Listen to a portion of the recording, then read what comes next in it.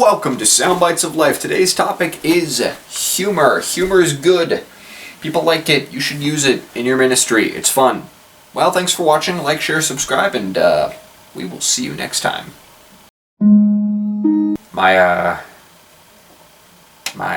boss has informed me that that wasn't as funny as I kinda hoped that it would be, and she said that she also said I need a haircut, which, you know, it's the lockdown. I probably don't need, let's just start over. Humor is one of the most important tools in the pro-life arsenal, and I could fill a couple hours with examples, but for the sake of keeping this video at a relatively manageable length, we'll just stick with talking about a couple of the main ones. Namely, that humor helps you and your fellow pro-lifers to reach the people on the other side, and humor helps you and your fellow pro-lifers stay sane. Let's talk about the second one first. Studies have long shown that humor is one of the most widespread and reliable methods of dealing with work environments that are, shall we say, strenuous? One example that always springs to mind for me is from a bomb disposal tech that I saw many years ago. He was wearing a shirt that had big letters on the back saying, "Bomb Squad. If you see me running, try to keep up." I've known a lot of soldiers and first responders over the years, and one thing that they share almost universally is a pronounced sense of humor. Often pretty dark humor. And the reason for that is that, well, first of all, people like to laugh, but second, and far more importantly, is that people who deal with life and death on a regular basis need a healthy outlet for dealing with that. Humor can be, and often is, one of those outlets.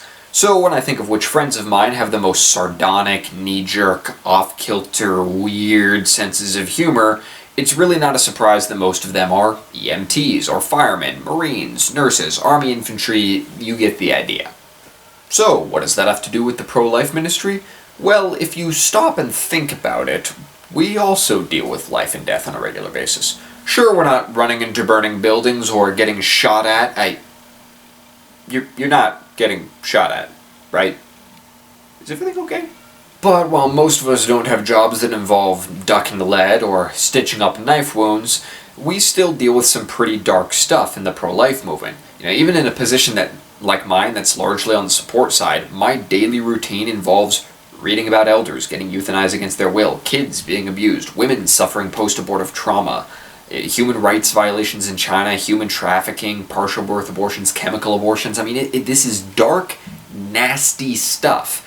And it gets to me. It does. I have to get up pretty often throughout the day and just take a walk, clear my head. It's an ongoing process coping with these things. One of the ways that I cope with this is humor.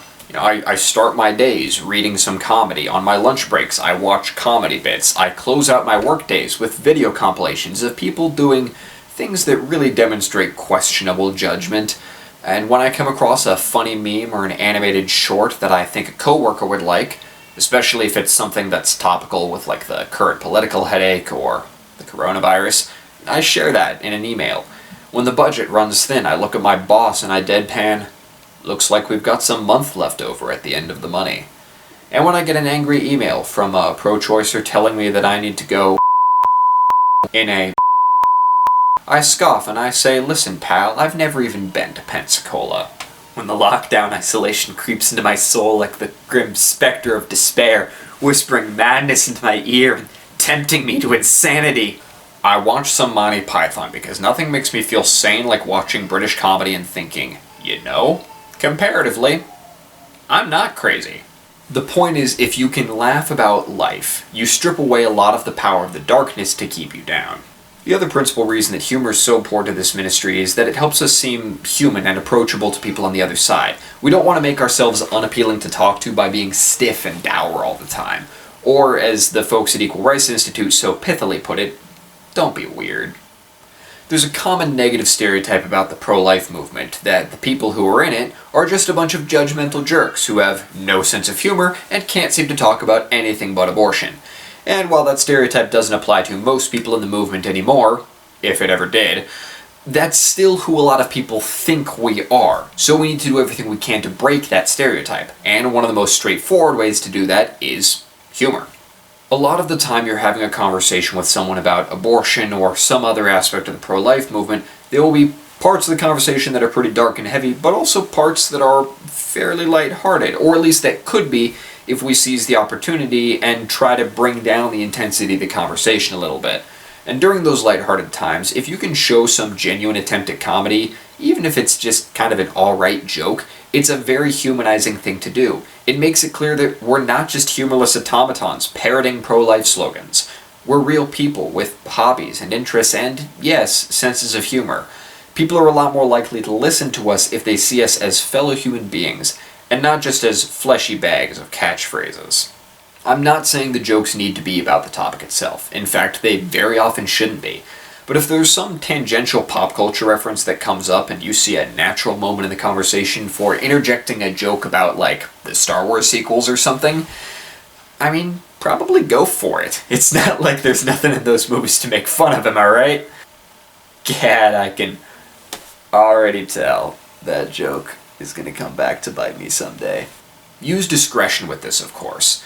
If the conversation is about something where jokes of any kind would be inappropriate, then don't make a joke. Always err on the side of caution.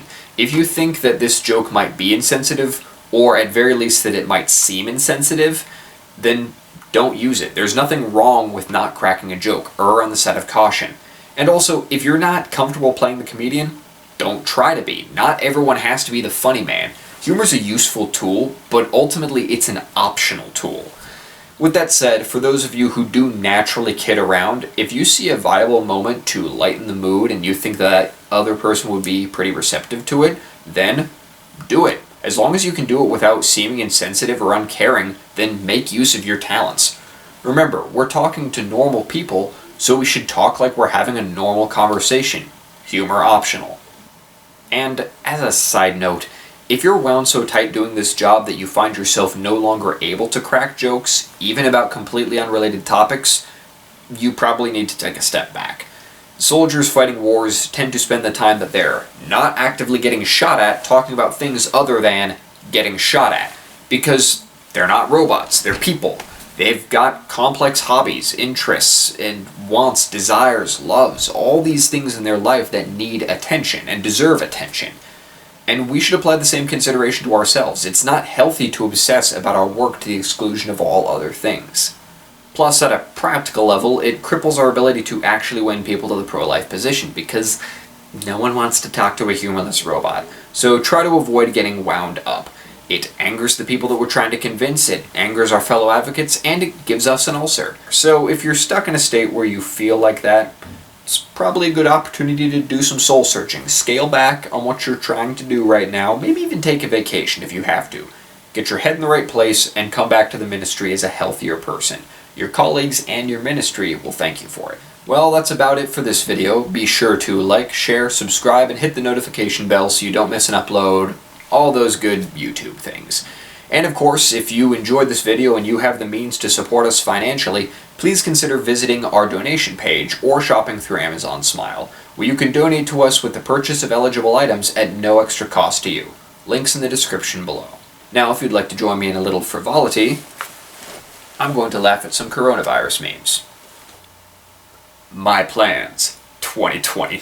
Darth Vader standing there with a saber. Man, that's a great dark way to start this. If you didn't see Rogue One, I actually highly recommend it. You know, I didn't enjoy really any of the other Disney Star Wars movies, but that one was good. It's sad, but it's good. When someone sneezes in 2019, bless you, laddie. When someone sneezes in 2020, run.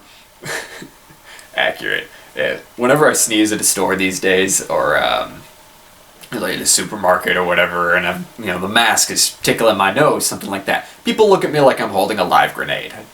I looking around to see if the bomb tech guy is going to show up with his shirt. You know, if you see me running, try to keep up. Oh man, it's a crazy time to be alive. My plans. 2020 is just Anakin sitting there on fire. Another good Star Wars meme. Star Wars is always pretty good for that. There are also a lot of good memes with this kind of like My Plans 2020 format. It's good. I like it. It's a good format.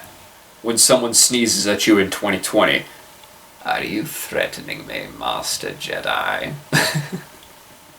Oh man. Ian McDiarmid had fun in those movies. Like, say what you will about the prequels, Ian McDiarmid had fun. My plans. 2020. Here's another My Plans 2020, but with a top-down format because we're feeling fancy apparently. Also, no one face palms like Sean Bean. Probably because he dies in like every movie he's in. Man, have I had a single one of these that hasn't been Star Wars or Lord of the Rings? Gad, I need to expand my nerd vocabulary. After the first 5 months of 2020, give them a moment for pity's sake! Yeah, Boromir, I feel that. You know, lockdown seems like a good time to watch the Lord of the Rings movies again. I actually have time. The extended editions, because I'm an intellectual. Actually, lockdown seems like a good time to read the books again and watch the movies. Maybe multiple times. It's not like I'm doing anything else. You know what? I'm gonna go do that. You all have a good day. I'll see you next time. The door was over. The door was over here. I just kind of seemed like walking off camera the other direction.